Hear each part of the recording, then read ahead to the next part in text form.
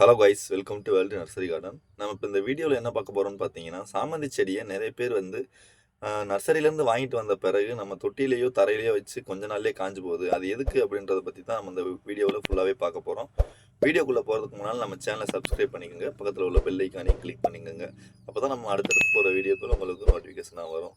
அதாவது நர்சரியிலேருந்து நம்ம சாமந்தி செடி வாங்கிட்டு வந்த உடனேவும் அதில் சாமந்தி செடியில் இருக்கிற மண்ணில் வந்து சுற்றி எடுக்கும்போது மண் உடஞ்சிடாமல் எடுக்கணும். அப்படி மண் உடஞ்சிட்டா நம்ம வச்சு கொஞ்ச நாள்லேயே சாமந்தி செடி காய ஆரம்பிச்சிடும். அதனால் முடிஞ்ச அளவுக்கு நர்சரியிலேருந்து வர கவர், அதாவது கவரில் இருந்தாலும் சரி தொட்டியில் இருந்தாலும் சரி, அது ஒன்றும் பிரச்சனை கிடையாது. அந்த மண் உடஞ்சிடாமல் வச்சுக்கோங்க. நெக்ஸ்ட் பார்த்தீங்கன்னா, நம்ம எந்த தொட்டியில் வைக்கிறோன்றதை பார்த்து வச்சுக்கோங்க. தொட்டியில் வந்து ஹோல்ஸ் இருக்கான்னு பார்த்து செக் பண்ணிவிட்டு ஹோல்ஸில் வந்து ஒரு கல் இந்த மாதிரி ஏதாவது ஒன்று வச்சுக்கோங்க. அந்த கல் வைக்கும்போது என்ன ஆகுன்னு பார்த்தீங்கன்னா, கல் அதை வச்சிருக்கனால நம்ம ஊற்றுற தண்ணி உடனே வந்து தொட்டியை விட்டு வெளியில் வந்துடும்.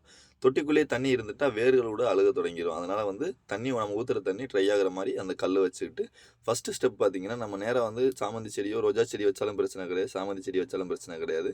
ஃபஸ்ட்டு வந்து கொஞ்சம் மண் போட்டுட்டு நெக்ஸ்ட்டு சாமந்தி செடியை வச்சு திரும்பி மண் ஃபுல் பண்ணணும்.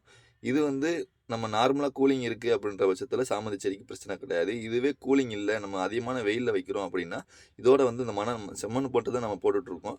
இந்த செம்மண்ணோட வந்து கோகோபிட் வந்து கலந்து வைக்கணும். இப்போ வந்து நம்ம வைக்கிறது கூலிங்கான ஏரியாவில் தான், அதனால் வந்து பிரச்சனை கிடையாது.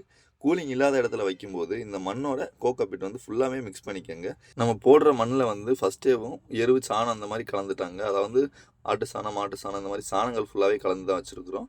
இதில் வந்து நீங்கள் கெமிக்கலாக கொடுக்கணுனாலும் கொடுத்துக்கலாம். நம்ம கெமிக்கலாக அதிகமாக கொடுக்காதனால நம்ம ஃபுல்லாகவே இயற்கையான முறையில் கொடுக்குறனால இந்த மண்ணிலேயே வந்து சாணங்கள் ஃபுல்லாகவே மிக்ஸ் பண்ணி வச்சுருக்குறோம். இதுவே தரையில் வைக்கிறீங்கனாலும் இதே மெத்தடு தான். தரையில் வந்து பிரச்சனை கிடையாது. அதாவது தண்ணி மட்டும் நம்ம அதிகமாக ஊற்றிடாமல் ஒரு அளவான தண்ணி ஊற்றிக்கிறணும். நிறையவும் தண்ணி ஊற்றிட்டிங்கன்னா தரையில் இருந்தாலும் உங்களுக்கு வேர்கள் அழுக தொடங்கி உடனே செடி காயறதுக்கு வாய்ப்பு இருக்குது. அதனால் முடிஞ்ச அளவுக்கு நம்ம ஊற்றுற தண்ணி வந்து சாமந்தி செடியிலேருந்து ட்ரை ஆகி இருக்கிற மாதிரி பார்த்து வச்சுக்கோங்க. சாமந்தி செடி மட்டும் இல்லை, ரோஜா செடியாக இருந்தாலுமே வந்து நம்ம ஊற்றுற தண்ணி வந்து ட்ரை ஆகி இருந்தால் மட்டும்தான் உங்களுக்கு சாமந்தி செடியாக இருந்தாலும் ரோஜா செடியாக இருந்தாலும் வளர ஆரம்பிக்கும்.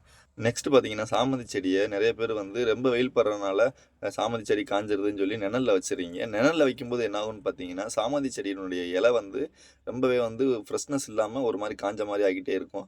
அதே மாதிரி சாமந்தி செடிகளில் பூக்கள் பூத்தாலுமே ஒரு அளவு பெரிய பூக்களாக இல்லாமல் ரொம்ப சின்ன சின்ன பூக்களாக இருந்துடும். அதனால் சாமந்தி செடியாக இருந்தாலும் ரோஜா செடியாக இருந்தாலும் வெயில் படுற மாதிரி வச்சிங்கன்னா மட்டும்தான், உங்களுக்கு ஒரு 6 ஹவராவது வெயில் படுற மாதிரி வச்சிங்கன்னா மட்டும்தான் ரோஜா செடியாக இருந்தாலும் சாமந்தி செடியாக இருந்தாலும் பூக்கள் பூக்க தொடங்கும், இலைகளுமே க்ரோத்தாக வளர ஆரம்பிக்கும். இதை நீங்கள் ஃபாலோ பண்ணி சாமந்தி செடியாக இருந்தாலும் ரோஜா செடியாக இருந்தாலும் நீங்கள் நட்டு வச்சிங்கனாலே போதும்.